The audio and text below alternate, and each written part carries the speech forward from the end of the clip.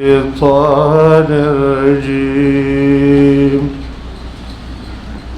بسم الله الرحمن الرحيم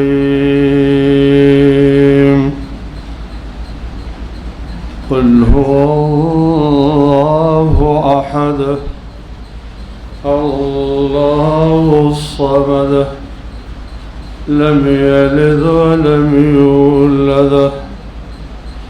ولم يكن له كفوا أحد. دا اللہ رب العالمین لاکھ لاکھ شکر چھے من گناہگار و بندگانو او ناپوہ بندگانو تی ہم دا توفیق راکا چھے دا اللہ دا کتاب دا خادمانو پا سلسلہ کی حساب کرو.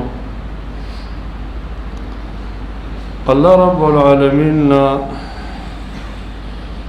اول دعا غوارو چی یا اللہ دی درس کے وزمان دیر کمی شوی دیر خطاگانی بشوی اللہ رب العالمین تمنگ تاغا معاف کے او یا اللہ پاغی منگ مرانس آئندہ کے زمانگا جب چدے اصلاح کے او منگ تا دا قرآن کریم صحیح فهم او دا قرآن دا درس صحیح توفیق راکی. الہ العالمین زمانگا پا ذہن نظرکی بڑی غلط وسوسے شیطانی راغلی اللہ دا دی مجلس دا ختم دلو نمخ کے مخ کی اللہ منگتا تا توبو باسو اللہ پاہب وسوسو او غلط و ارادو منگ مرانسی اللہ پخپل کرم معاف کی. رب العالمین دا زمان کم طلاب العلم او کم اخوین دے چاوی دا قرآن درس کے شرکت اوکا او دا قرآن دا علم دا حاصل اولو دا پارا راغلیو یا اللہ اغوی تا علم نافع او دا عمل صالح توفیق ورکی. اللہ دا طالب العلمان دا قرآن مانی سیپو یا ورکی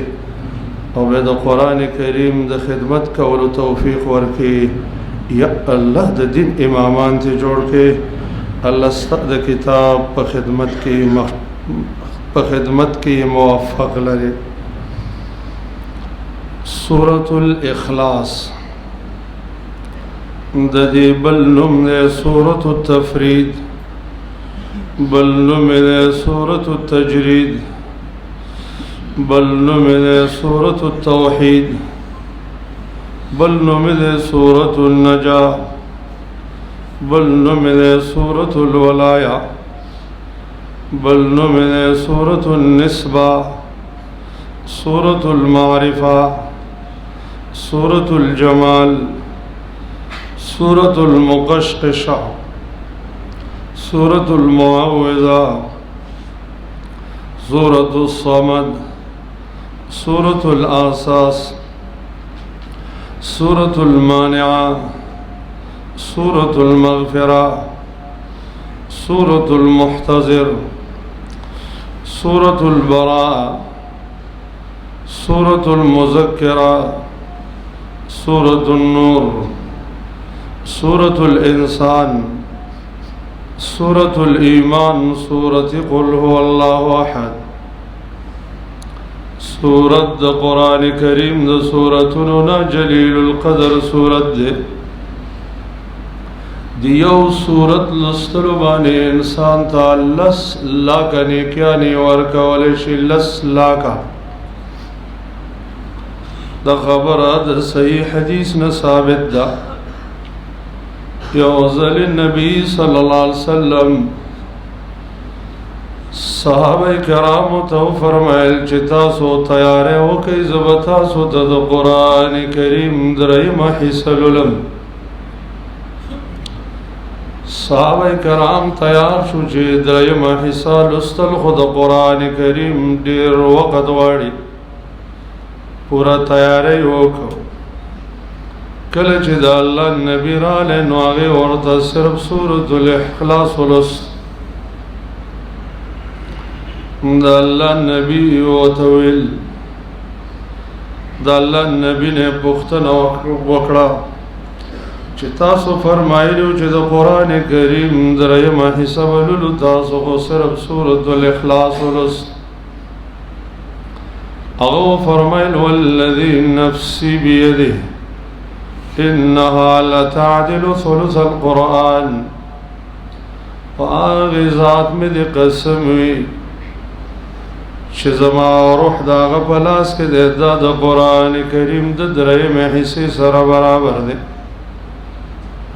قرآن کریم یو حرف معنی الله رب العالمین لس نیکیانې ورکوي قرآن کریم صد پاسه 3 لاکھ حروف لري 3 لاکھ چې کله یو انسان ټول قرآن کریم ولولي نو د هغې تعالی صد پاسه 3 لاکھ نیکیانې 10 لاکھ نیکیانې ورکوي صد پاسه 10 لاکھ او قرآن کریم د ثلث سره برابر دی نو یوازې د دې صورت په لوستلو باندې انسان ته 10 لاکھ نیکیانې میلاویږي 10 لاکھ سنا عظمت دے د مومن چې الله رب العالمین دا صورت نازل کړی دی او د عظمت او د شرف صورت دی من معنی د الله د نبی طریقه دا او د سحر سنتو کې به ملسته دا صورت چې دی دا به نبی صلی الله علیه وسلم سبعی او بیگئی اذکارو کې ملسته نو هر ورځ بستا د آخرت په تجارتی کاون کې 10 لاکھ نه بلکې 10 لاکھ نیکیانې چې په نبوي سنت باندې عمل وکړي په لکونو نیکیانې به د ورځ د هر ورځ ستا په د آخرت په تجارت کې جمع کېږي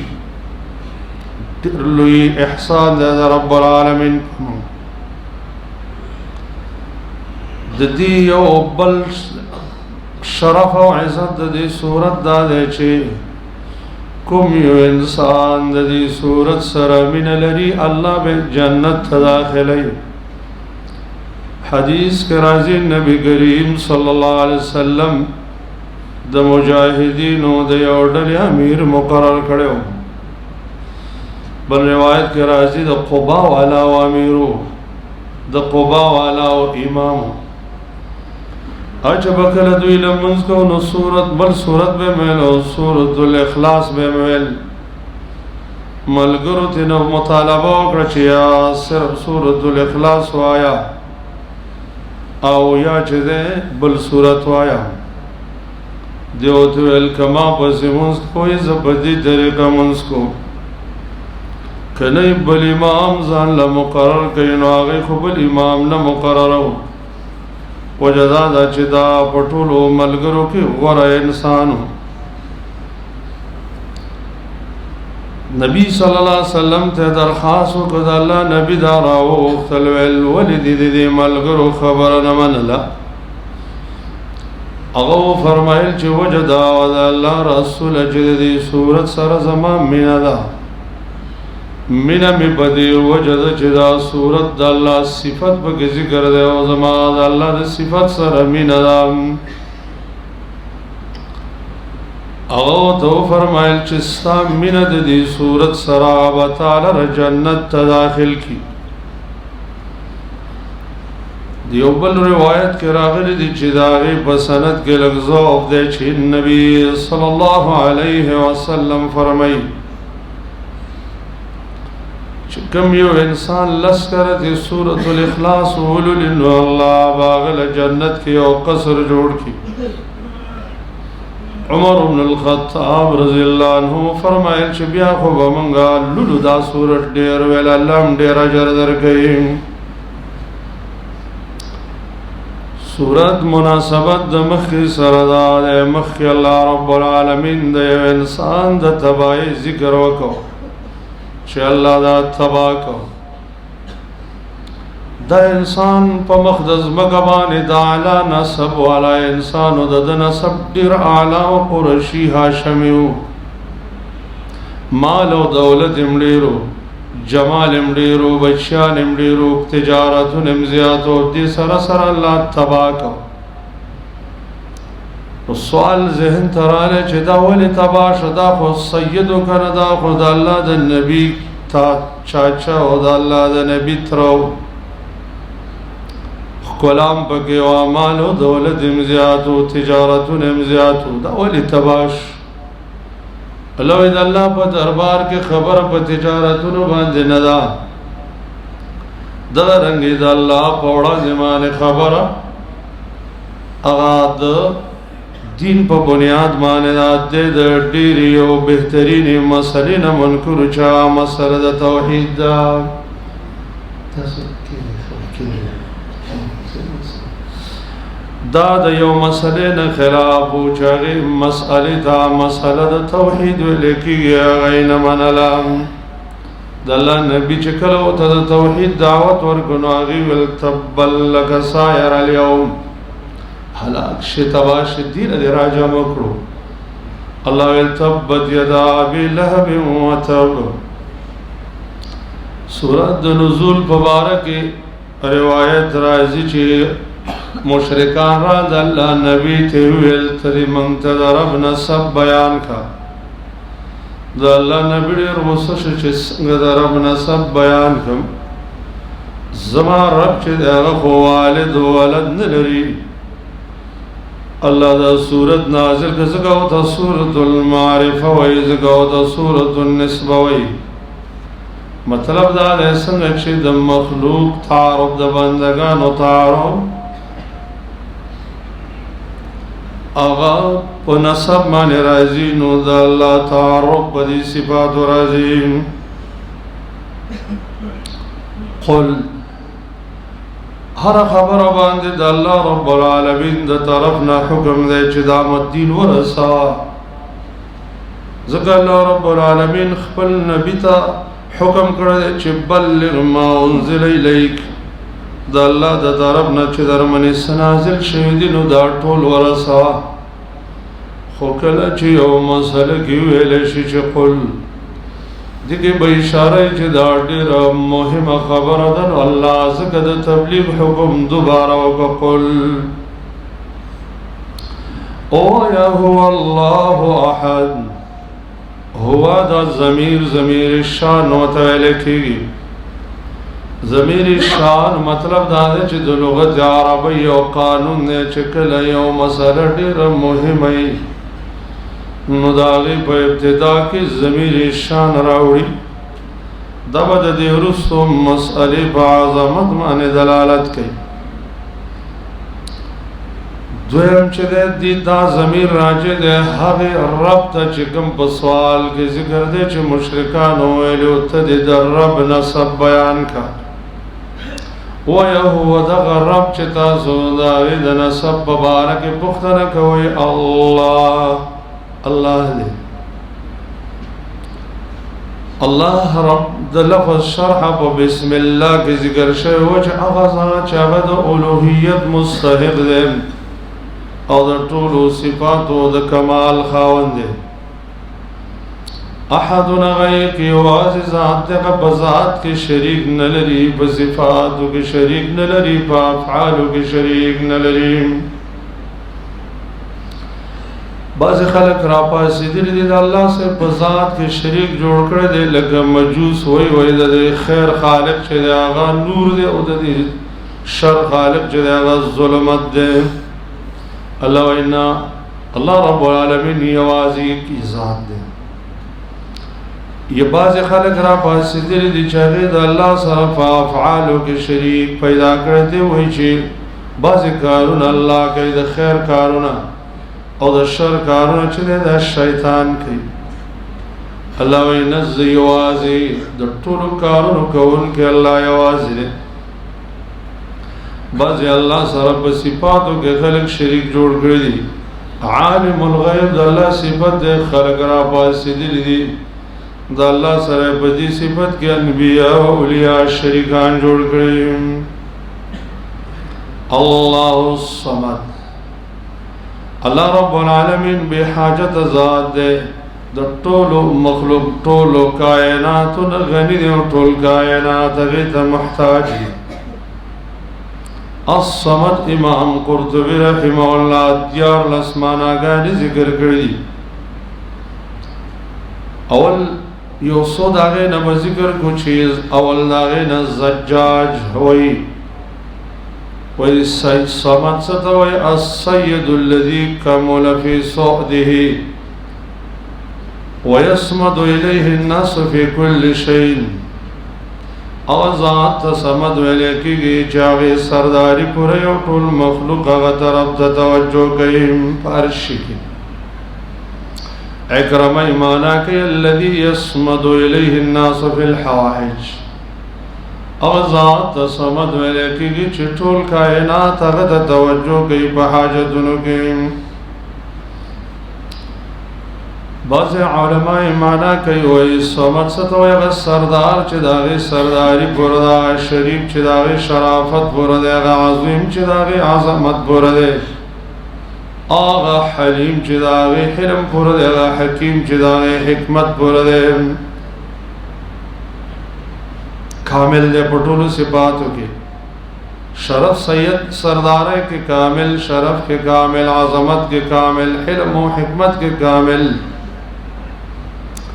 ابو هریرہ رضی اللہ عنہ فرمائے وی صمد چاہتا ہے المستغنی عن کل احد المحتاج الیہ کل احد. ذات تا صمد ویلے کی گی چی دے دا طول نا مستغنی دے اور طول دا محتاج دی. یا معنی بعض اہل علم کئی من لا جوف له من لا يدخل فيه لا يخرج عنه الشيء ولا يحتاج الى الاكل.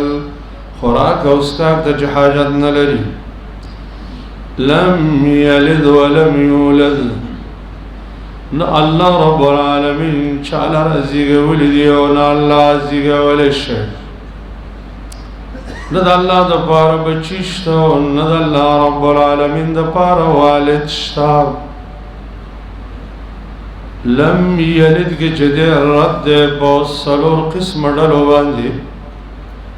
چرئی دا اللہ رب العالمین دا پارا بچی ثابت ہے. یو یہودی یہودو بویل عزیر علیہ السلام دا اللہ بچے دے. دویم نصارا دی اوی بویل عیسیٰ علیہ السلام دا اللہ بچے دے.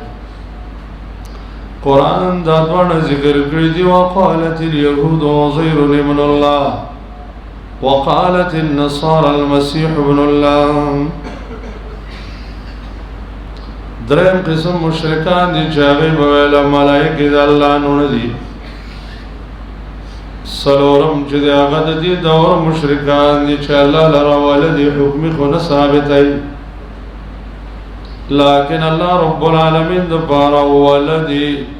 حقیقی خون ثابت ہے لیکن والدی حکمی ثابت ہے.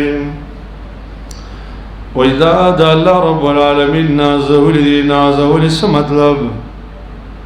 یعنی اللہ رب العالمین دسی نوری دی لگت سرنگچ بچے سڑے پا ناز مانی ساتھی و نازولی گڑیم طلوانی رات نو ولدی حقیقی شد اللہ دفارا نو ولدی حکمش ولم یولد واللہ رب العالمین ندی زیگی ولی شد اللہ دفارا پلار نشتا. دلتا یو اشکال رازی چه اللہ لرخو والد چانه ده ثابت کرده. ولی قرآن کریم دا نفی کا جواب عالم کدیری فاصلی فرقشت ده شاید چه دسی فرقم بگی دسی ظالمان چه اللہ لے والدم ثابت کرده. دویم دا ده چه قرآن کریم دا پا طریقی دا دلیل سروی چه اللہ لرا والد نشتا لکه سرنگ چه اللہ لرا والد نشتا. والد اللہ مبارک محال دین ولد محال. درم تعمیم تا اشاره دا چه نصب فوق علم اللہ نلری و نصب تحت علم نلری. ولم يكن له كفوا احد. او د الله رب العالمین د پاره څوک مساوي د الله سره رشته هم مثل نه په ذات کې شته او نه په صفاتو کې شته او نه په افعالو کې. بسم الله الرحمن الرحيم قل أعوذ برب الفلق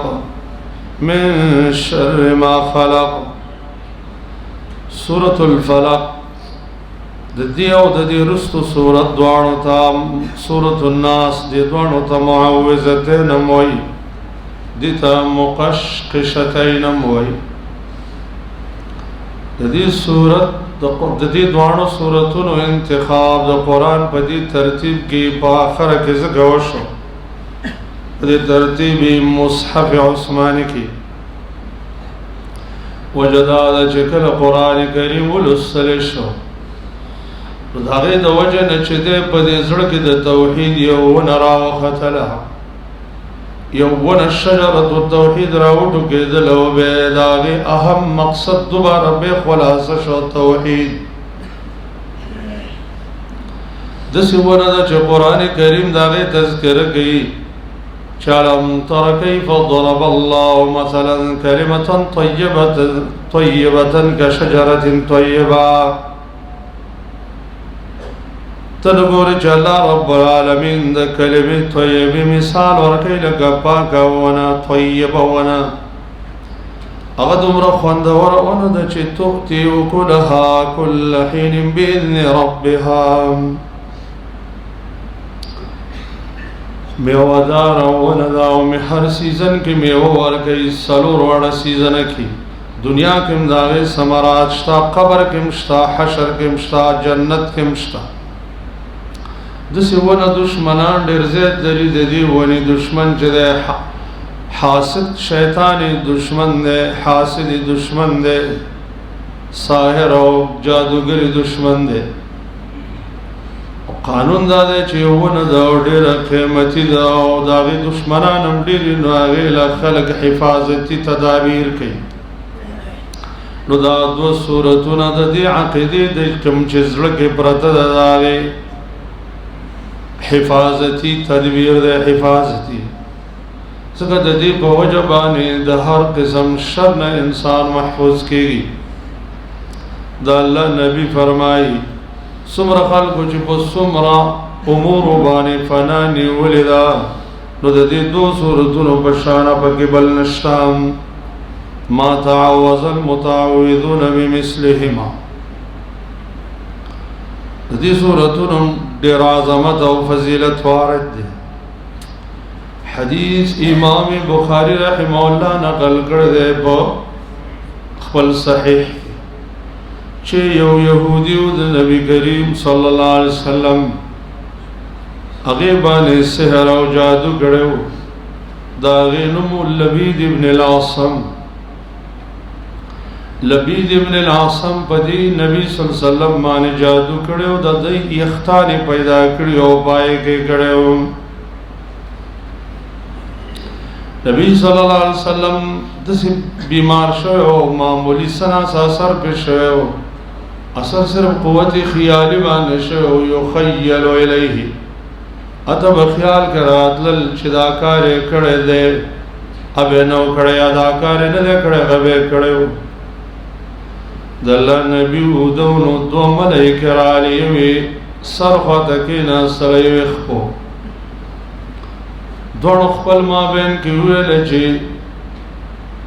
دې دواړو دې باندې دې سړي باندې څه چل شوی دی دې بلې ورته ویل سحر پې شوی. ویل چا پې کړی دی؟ ویل لبید ابن العاصم پې کړی. ویل چېرته دی؟ ویل دغه سحر د لبید ابن العاصم چې دی دا په کوی کې پروت دی چې د هغې نوم دی بئر ذروان یا بئر ذی اروان یا اروان لفظ راغلی. نبی کریم صلی الله علیه وسلم هغې پسې کسان وویستل ورغورلېږل او هغې راویسته. دې سحر دومره اثر کړی چې دا اوبه یې داسې کړې وې لکه د نکریزو نه چوړ اوبه او دغه رنګي داسې اثر یې ورباندې کړی او نور به خلکو ته نور بیان نه کوو په دې وجه باندې قال الله رب العالمین بچ کړم زد مال نجات راکړه نو زن نواړم چې د خلکو تر مابین نورم شر او پاروم منکرین حدیث رال د یهودو براءت و ثابتای مونږ ته خو مخکې نه پته وه چې د انکار حدیث دعوت بنیاد یهودو کې ښودلی دی ځکه د یهودو د براءت دپاره ډېرې غصې کوي او چې څوک دا روایت بیانوي وایي دا محدث هغې ته کنځلې کوي رواتو ته کنځلې کوي ولې وایي په یهودي بدنامه لګېږي دا خو زمونږ د دعوت د تحریک مشر دی که نه انکار حدیث بنیاد خو د یهودو د طرف نه دی او دغرنګې د مستشرقینو د طرف نه دی نو اعتراضات شروع کړي وایي چې دا د قرآن نه خلاف دی کله نورې خبرې کوي نو دا خبره غلطه ده ځکه قرآن په بېشماره نصوصو کې د سحر اثر ثابت کړی اول قرآن کریم کې الله رب العالمین فرمایي چې وما هم بضارین به من احد الا باذن الله هاروت او ماروت چې د خلکو ته سحر ښودنو د ضرر نشه رسولی مګر د الله په اذن ضرر رسو ته ولګېدله که نه چې سحر کې د ضرر اثر پروت دی خو د الله د اذن سره دویم قرآن کریم کې دویم الله ذکر کوي وَيَتَعَلَّمُونَ مَا يُفَرِّقُونَ بِهِ بَيْنَ الْمَرْءِ وَزَوْجِهِ دا دین بیا هغه سحر زده کوو چې د ښځې او خاوند تر مابین به جدایي راوسته ګوره که نه دلته اثر ثابت شو چې هغه د ښځې او خاوند تر مابین جدایي ده دریم قرآن کریم کې الله رب العالمین واقعه د موسی علیہ السلام کې فرمایي یخیل الیه من سحرهم انها تسعى موسی علیہ السلام ته خیال کراله امساګانو باندې چې سحر شو نو هغه ته دا خیال کراله چې دا غني مار دې مارو منډه وي یخیل الیه من سحرهم انها تسعى سلورم دی صورت کې الله فرمایي ومن شر النفاثات فی العقد دا شر څه شی دی په اثر د نفاثات دغه جادوګر ګوډګر دي اعتراض کوي چې دا خو به د مشرکانو قول ثابت شي چې تتبعون الا رجلا مسحورا جواب تاسو ذهن کې کېنه وایي اول دا دی چې ګوره مسحور بدی نبی علیہ السلام ته په مکه کې ویل او سحر په مدینه کې شو دا رجل مسحور و ته په مکه کې ویل دوی دا رجل مسحور مطلب دا چې دا کومې خبرې د توحید کوي دی باندې چا جادو کړی دی دماغ یې خراب شوی دی دا ګډې وړې چې وایي دا ګډې وړې دي دا د جادو اثر دی حدیث کې خدا نه دی راغلی کنه چې د خبرې او دعوت او د دین بیان کې ګډوډي پیدا شوه درېمه معنی امام ابن جریر الطبري او حافظ ابن کثیر کړي او مسحور هغه چاته ویل کېږي چې هغه بشر وي خوراک او څښاک کوي معنی دا ستاسو په شان انسان دی نو ځکه څلورم مسحور هغه چاته ویل کېږي چې د هغې په قوت عاقله باندې اثر شوی عقل خراب شوی انبیاء باندې چې کوم جادو کړی شوی دی نو د هغې په قوت خیالي باندې اثر شوی او فقط قرآن موسی علیہ السلام په باره کې هم دا ذکر کوي یخیل الیه من سحرهم انها تسعى خیال باندې دا اثر شوی او مسحور هغه چاته ویل کېږي چې په قوت عاقله باندې اثر شوی نبی صلی الله علیه وسلم به د دې دواړو صورتونو ډېر سخت اهتمام کو هغه دا چې هر مانځه پسې به وروسته ویلا یعنې د ورځې 5 کرته خدا کله چې به ود کېده نو دواړه لاسونه به راجمع کړل دا صورتونه به ولوستل په ټول بدن به راښکل 3 کرته به دا کار کو قل دورت ويعوذ برب الفلق زه فنا غواړم په رب د فلق باندې. فلق څه ته ویل کېدلی شي چې یو څیز وچوي او بل څیز د هغه نه راوځي، دې ته ویل کېدلی شي فلق. دلته ترې نه مراد سبا دی. سبا رب الصبح ولی ونه ویل او رب الفلق ویل ولی. دې کې به اشاره دې خبرې ته چې قرآن کریم چې کله ولوستل شو د قرآن درس و تدریس وشو، نو دې سره چې دی دا تورتمونه د شرک او کفر چې دی هغه ختم شو، او د دې سره چې دی رڼا د توحید راغله. نو ځکه ورته فلق لفظ استعمال من شر ما خلق، د شر د هغه څه نه چې الله رب العالمین پیدا کړي. الفلق مبارک ابن جریر نقل کئی دے ابن عباس نا روایت منکر دے چے دا جہنم کی یو جیل دے. حسن ابن عباس نقل کئی چے فلق ویلے کئی دلے شی سبا تھا. ابن عباس ابن جریر یو بالقول نقل کئی فلق نمراد مخلوق دے. من شر ما خلق دا شر دا وانا چے اللہ پیدا کری.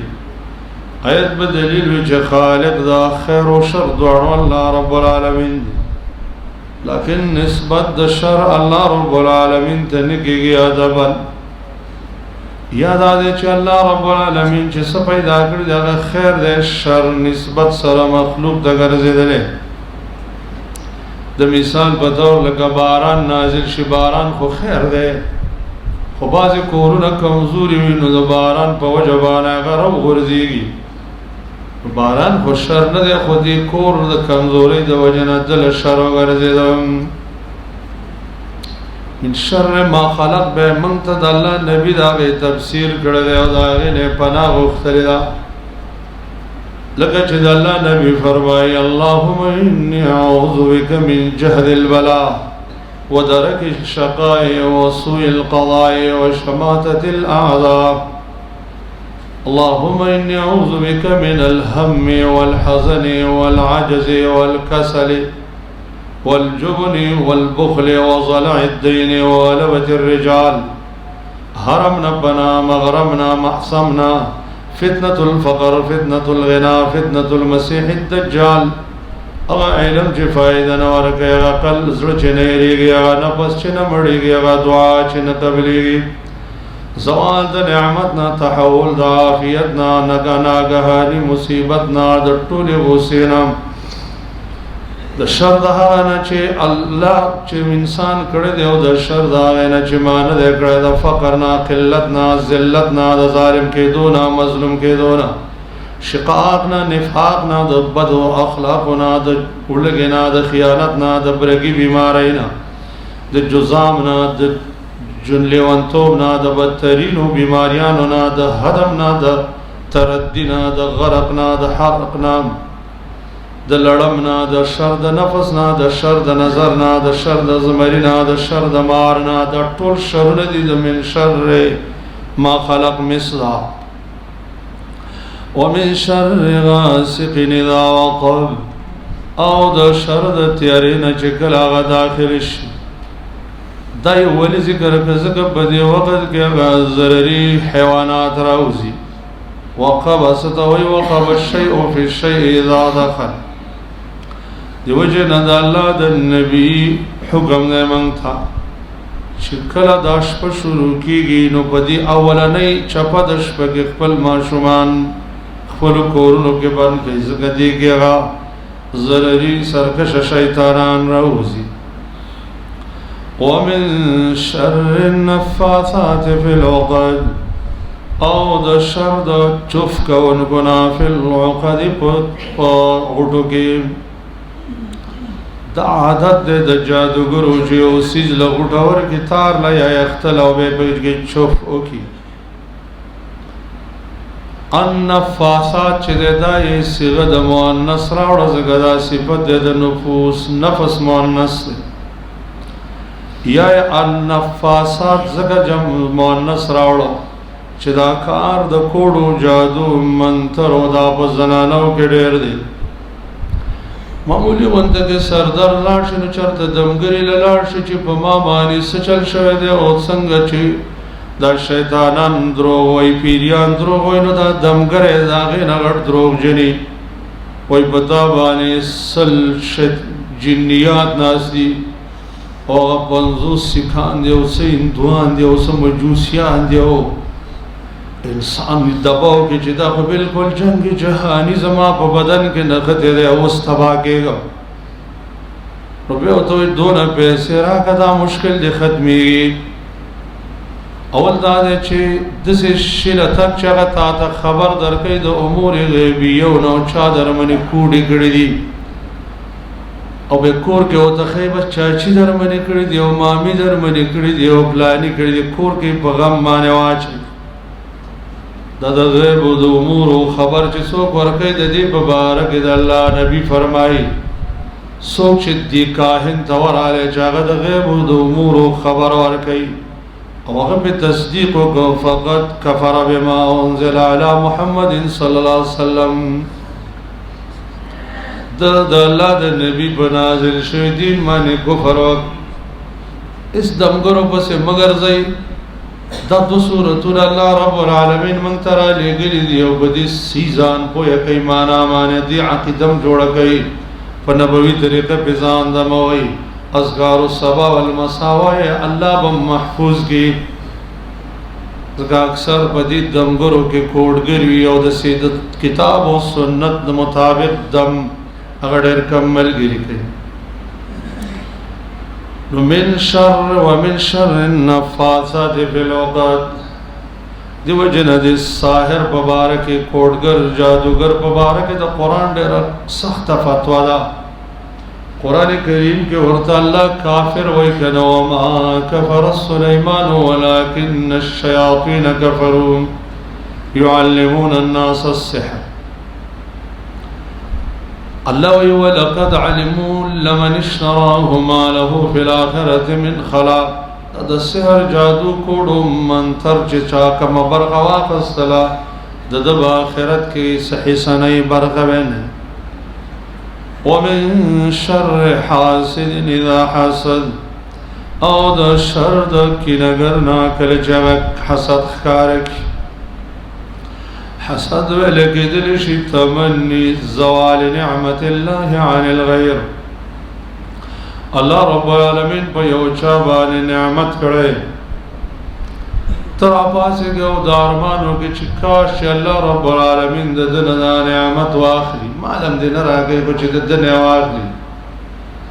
دا یو کبیره ګناه ده د دې مبارک د بازو سلفنا نه کړی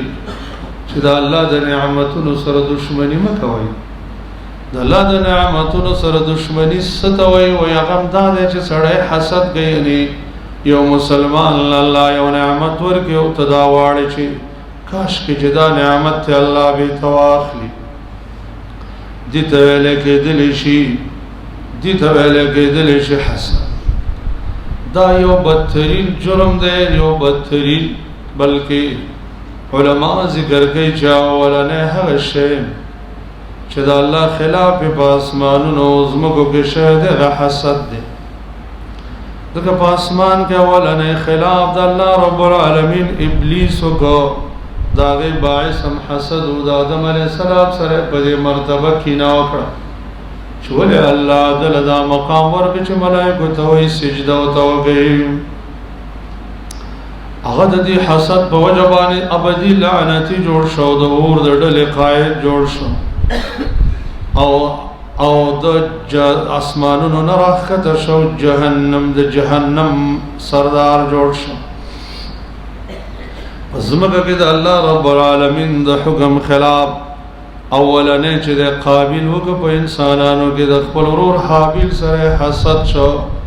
چې ولې الله د صدقه قبول کړو زمای قبول نه کړو په هغه سره حسد وکړ تر دې چې دا خپل ورور قتل کو ورور چې قتل کنو الله وې دې ډېر تاواني شو ډېر پیمانش ځکه حدیث کې راځي چې تر قیامت پورې کوم ناروا قتل کېږي نو د دې قابل ورپکې حصہ ځکه د اولنې د ناروا قتل بنیاد کې خدا اولنې د سخت نقصان دومره نقصان هغه ته ورسو حاسد انسان بچر خوشحالي ویني نه وجدا د چې هر ورځ د الله نعمت د باران د ساس په پشان نعمتونه راوريږي او دا چې هر یو انسان ته د الله نعمت ورکول شي دی به خپېمانه دی به پریشانه دی د رنگ بزجړي خلبه او چې یو د الله د نعمت سره و دشمنی د دې فائدہ دا د دې نه بچاو دا چې سړی د خپل نعمتونو کې سوچ او فکر وکړي چې الله مال سمرا ډېر نعمتونه راکړي دي او دا غي شکر ته متوجه شي بسم الله الرحمن الرحيم قل أعوذ برب الناس ملك الناس إله الناس دیتا سورة الناس وی مناسبت د مخی سره ده مخی استعاذہ او د سحر او د حسدنا چې هغه من چې هغه چې دی صورت کې چې دی او صلی الله رب العالمین فنا ذکر کوي استعاذہ ذکر کوي د شر الوسواس نام دویم مخی الله رب العالمین رب الفلق ذکر کوي دلته اشرف المخلوقات ذکر کوي چې رب الناس او یا چې پناه غواړم پر رب د انسانانو انسانان ملک الناس چې بادشاہ د انسانانو دی الہ الناس چې معبود د انسانانو دی دلته انسانان ولې خاص کړو په دې وجه باندې چې دا اشرف المخلوقات اکرم المخلوقات دی ولقد کرمنا بني آدم یاد آئے چې جنیات دې تعبیری اصل پر مخاطب د شریعت کې انسان دلته تاسو وګورئ مخکې د درې صفات د الله ذکر کړل رب الناس ملک الناس الہ الناس رب د انسانانو بادشاہ ملک د انسانانو معبود د انسانانو دی کی اللہ رب العالمین دے انسان درې مرحلو ته اشاره کوي اول شکل یو انسان چې د هغه معصوم تربیه د ضرورت لري الله وی دی وخت بار چرته ما یار نکي رب الناس زي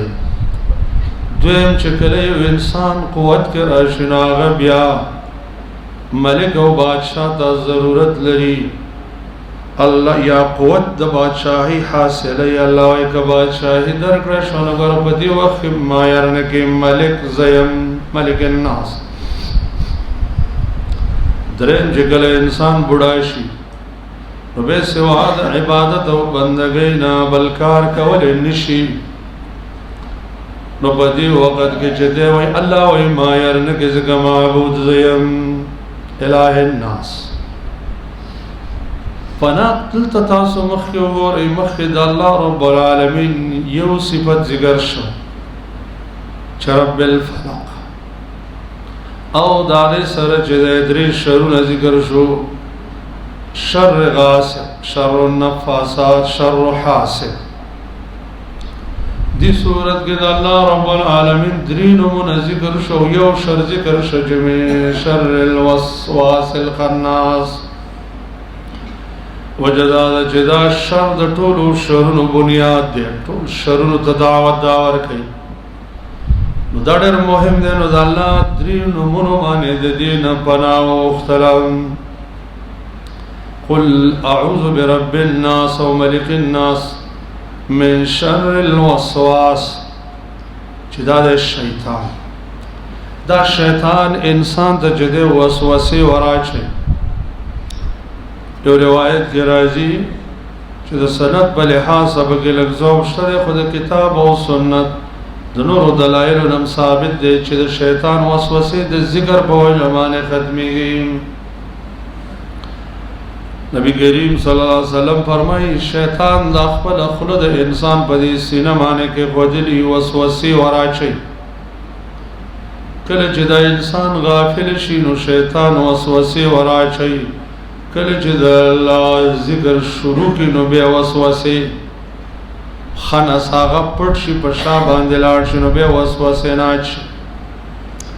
دا روایت خود سند په لحاظ سره کمزور دی خو صحیح روایت کې مرادي چې د الله ذکر نه شیطان تختی. حدیث کې راځي نبی کریم صلی الله علیه وسلم فرمایي چې کله یو مؤذن دا اذان आवाज اوچت کی دغه تکبیر आवाज نو الله اکبر الله اکبر ادبر الشیطان وله درا شیطان چې دی او تختی شاته رواني او باطن رواني. کله چې مؤذن اذان ختم کی نو بیا راشي وسوسه چې اقامت شروع شي نو بیا و تقدیم. الوسواس دا د شیطان د لقبونو نه یو لقب د ډېرې وسوسې اچول. قرآن کریم موږ ته د هغې تذکره کړې ده چې فوسوس لهما الشیطان آدم علیه السلام او حوا بیبي ته وسوسه وراچلې وه. همدغه رنګې چې دی موږ ته دا خبر ذکر کیږي. شیخ الاسلام ابن تیمیہ رحمه الله فرمایي وی العدو الجنی اذا غلب وسوس والعدو الانسی اذا غلب کذب. و انسی شیطان چې دی انسی هغه چې کله مغلوب شي نو په خلکو دروغ وایي ګورئ بې دینه دي او بې مذهبه دي او وهابیان دي او مذهب نه مني او دا نه مني. او جنی شیطان چې کله مغلوب شي نو وسوسه اچوي لکه څرنګه چې وسوسه واچوله که نه آدم علیه السلام. دا د شیطان د ګمراه کولو یو څو غټې طریقې دي. اولنۍ طریقه وسوسه ده. کله دا وسوسه د الله په توحید کې اچوي لکه حدیث کې راغلی دی نبی صلی الله علیه وسلم فرمایي وی همیشه وی چې دا وسوسه به شیطان اچوي او دا به وی چې دا مخلوق و الله پیدا کړی دی. العیاذ بالله د الله چا پیدا کړی. دې ځای ته چې کله انسان راورسېږي نو خپل سوچ دې بند کړي او اعوذ بالله دی وایي او دا آیت دی ولولي چې هو الاول والآخر والظاهر والباطن. دسې د نبي صلی الله علیه وسلم پر رسالت کې وسوسه اچوي چې رسول نه منم او یایي رسول منم خو حدیث نه منم. د رسالت خلاصه خو احادیث دي که نه. کله ناکله په مانځه کې او اوداسه کې وسوسه اچوي. د اوداسه دپاره خاص شیطان دی چې د هغې ولهان نوم دی. ولهان هغه انسان حیرانوي. ولهم دې تحیر ته وایي چې سړی حیران شي چې دا اندام مې څو کره تینځلی دی او دا ځای وچ پاتې شوی دی او دا وچ پاتې شوی. داسې د مانځه دپاره شیطان دی چې کله الله اکبر امام وایي نو دا راشي او د انسان ته وسوسه اچوي تر دې پورې چې د ته پته نه لګېږي چې ما څومره رکاته منځ کوم. د ټولو نه لویه طریقه یې وسوسه ده. دویمه طریقه یې د تصویف. تصویف دې ته وایي چې زه مړه اوس خو لا ځوان یې بوډاوالي ځوان چې ښه پوخ عمر کې شي بیا به د الله بندګي وکړي. بیا چې پوخ عمر شي وایي زه اوس هم لا ټیم شته د بوډاوالي کې بیا وکړي نن بیا وکړي او سبا بیا وکړي نن عبادت کوم او سبا. دې ته ویلی کېدلی شي تصویف. د مؤمن صفت دا دی چې لږ ونته کې وخت ورته هم میلاویږي نو دی د الله رب العالمین بندګۍ کې جلدي کوي. درېمه طریقه د شیطان هغه تزیین دی چې دا باطل چې دی دا به ډېر زیات ډولي کوي. د حلالو په ځای ورته حرام ډولي کوي او دغه رنګې نو. بله طریقه د شیطان دا ده چې هغه چې دی د شیطان چې دی یو څو ډېرې غټې منصوبې دي باطل د رایج کولو دپاره. اولنۍ طریقه دا باطل به ته ډېر ډولې کوي.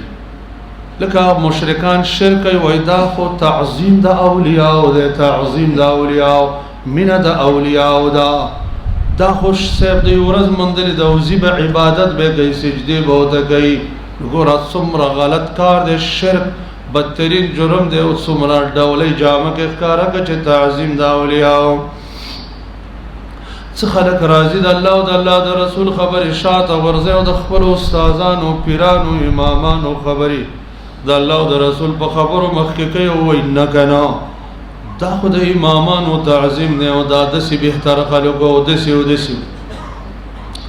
دویمه طریقه دا ده چې دا باطل دا حق به درته په بدرنګه جامه کې ښکاره کوي ته به ورته د دین بیانې وایي که نه که نه دا خو وهابي دی او دا بې مذهبه دی او دا بې دینه دی او دا د انګریزانو جو پیداوار دی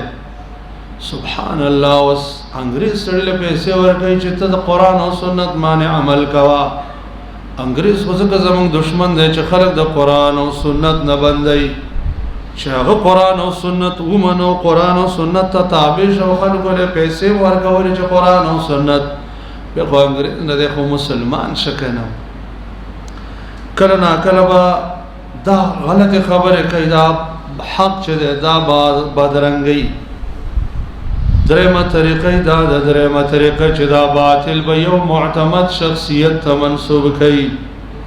لکه صوفیه راپاڅېدل دا خپل شرکیات او خرافات یا ابوذر الغفاري ته منسوب کړل کله بعضې خلک راپاڅېدل خپل شرکیات شیخ عبدالقادر الجیلاني ته منسوب کړل او داسې نور کله به دا طریقه کې د دې شیطان حملې چې دی په انسان باندې او په ډېر سخته خوشحالۍ کې راځي چې انسان هغې کې بې کنټروله کېږي کله په سخت خفګان کې راځي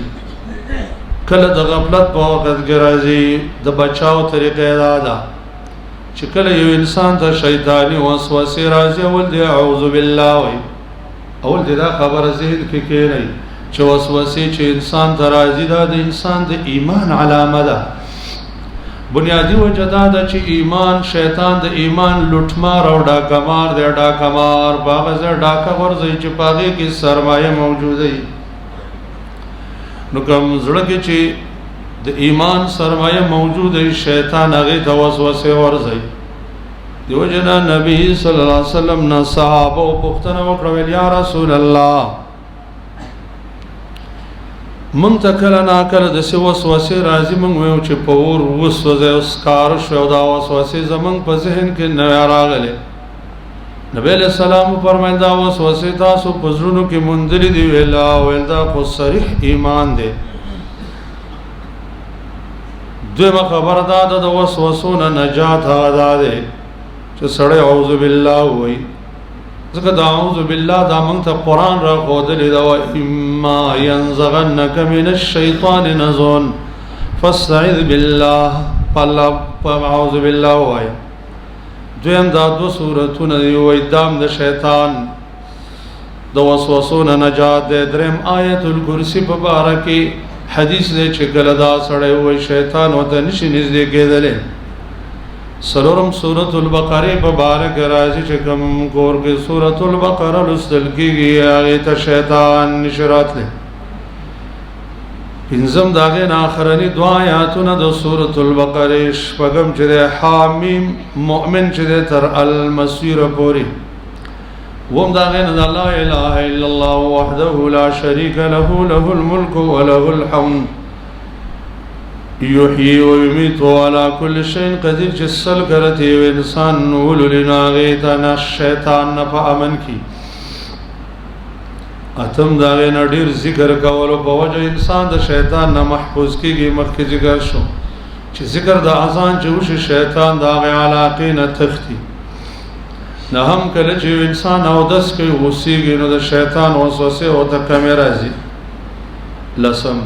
بیزه خبرونه پرهیز کول بیزه نظر نه سترګې کنټرولول بیزه مجلسونو نه کنټرول کېناستل الذي الشیطان یوسوس فی صدور الوسواس چې وسوسه اچونکی دی الخناس پټېدونکی دی په شازیو پټېږي